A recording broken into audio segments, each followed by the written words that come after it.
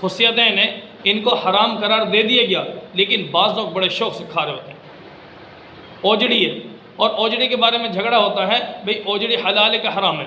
اب اوجڑی جس کو پیارے نبی صلی اللہ علیہ وسلم نے ان 7 چیزوں میں نہیں گنوایا، لوگ اس کو حرام قرار دیتے جا رہے ہیں اپنے طور پہ، اور جس کو پیارے نبی نے حرام قرار دے دیا ان خصیتین کو، کپوروں کو، ان کو حلال کرتے جا رہے ہیں۔ عجیب سے وہ کیفیت بنتی جا رہی ہے، لوگوں کی مزاج بنتے جا رہے ہیں، طبیعتیں بنتی جاتی ہیں، شریعت کو بدلنے کی فکر میں پڑے ہوئے گویا۔ تو میرے بھائی اوجڑی کھانا حلال ہے۔ اب جو حضرات کہتے ہیں نا اوجڑی کھانا حلال نہیں ہے، وہ بیچارے اپنی عقل کے بل بوتے پہ عقل کا گھوڑا دوڑاتے ہیں کہ بھئی جیسے پیشاب ہے مثانے کے اندر موجود ہے تو مثانہ وہ بھی حرام، اسی طرح اوجڑی ہے اس کے اندر بھی پیشاب ہوتا ہے، یعنی جانور کا پخانہ ہوتا ہے، سمجھائی، گوبر ہوتا ہے، تو اس طور پر یہ بھی گندگی کی جگہ ہے، تو یہ بھی حرام۔ تو میں ایسے افراد سے عرض کرتا ہوں کہ میرے بھائی مجھے یہ بتاؤ کہ پیارے نبی صلی اللہ علیہ وسلم نے ہمیں شریعت مکمل دی ہے، کون سا ایسا مسئلہ ہے جس میں میرے محبوب صلی اللہ علیہ وسلم سے رہنمائی موجود نہیں؟ جب نبی صلی اللہ علیہ وسلم نے جانور کی ان تمام اشیاء جو حرام ہیں صاف طور پر گنوا دی، تو ان میں کیا نعوذ باللہ من ذالک پیارے نبی صلی اللہ علیہ وسلم کو یہ معلومات نہیں تھی کہ اس جانور کے اندر اوجڑی بھی ہوتی ہے؟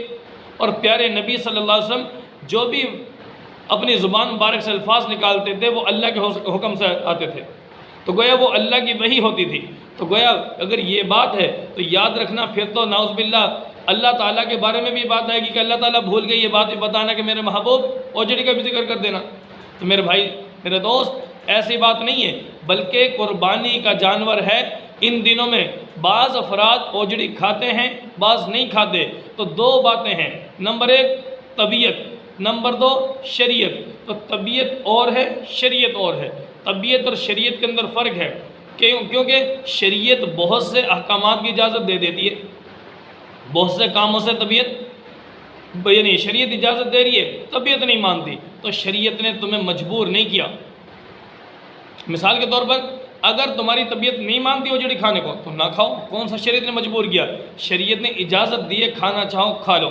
سادہ سی مثال، پیارے نبی صلی اللہ علیہ وسلم کا فرمان یاد آیا، کیا فرمایا کہ جب تمہارے کھانے میں مکھی گر جائے، اس کے ایک پر میں بیماری ایک میں شفا، وہ بیماری والا پر لگاتی ہے کھانے میں تو اس کو ڈبو کر باہر نکال دو، تاکہ وہ جو شفا والے اس کے اندر اثرات ہیں وہ اس کے اندر کھانے میں آ جائیں گے، بیماری والے جراثیم نکل جائیں گے۔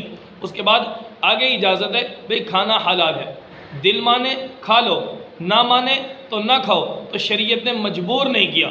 تو جیسے وہاں پر کھانے کو ہم حرام نہیں کہہ سکتے، ناپاک نہیں کہہ سکتے، غلط اور خراب نہیں کہہ سکتے، تو ایسے ہی پیارے نبی صلی اللہ علیہ وسلم نے جب اوجڑی کا ذکر ان چیزوں میں نہیں فرمایا تو گویا جو چیزیں حرام تھیں منع فرما دیا، بقیہ جو رہ گئی سارا کا سارا حلال ہے۔ اب حلال چیزوں میں گویا اوجڑی کا بھی ذکر آ گیا۔ تو اس اعتبار سے اگر بھائی آپ کی طبیعت نہیں مانتی تو یہ اس کے اوپر ناجائز اور حرام کے فتوے لگانا چھوڑ دو۔ کیوں؟